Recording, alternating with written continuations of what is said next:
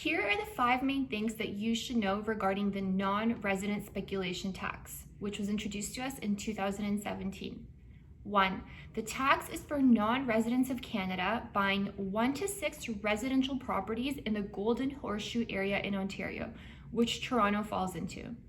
This tax is in addition to any land transfer tax that you have to pay, and it does not apply to any apartment building with at least 7 residential units, commercial property, industrial property, or vacant land.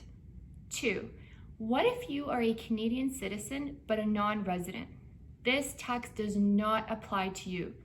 Even if you are a non-resident living abroad, as long as you are a Canadian citizen, this tax will not be applied to you. 3. What if there are 3 purchasers buying a property, each owning 1/3, with 2 owners being Canadian citizens and 1 being a non-resident? Even if the non-resident owns only 1/3 of the property, they must pay 15% of the entire purchase price of the unit. Meaning, if the property was $600,000 and each party contributed $200,000, the non-resident will be paying 15% tax on the full $600,000. 4.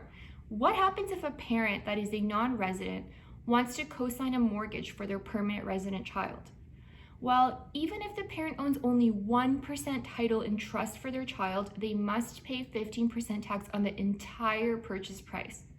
Lenders should really look into accepting a guarantee from a non-resident parent rather than being put on title.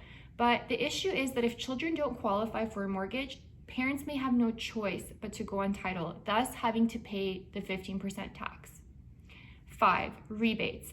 Even if the tax has been paid, rebates will be applicable if 1. The non-resident becomes a resident or Canadian citizen within 4 years of closing, or 2. If the title is in the name of a student and that student resides in school for an additional 2 years after closing, then they would also qualify.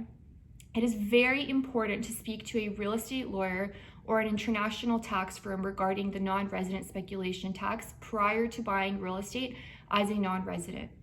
I have a team of experts who can help you with the process, so comment below if you think this is something that applies to you or if you have any further questions regarding the non-resident speculation tax.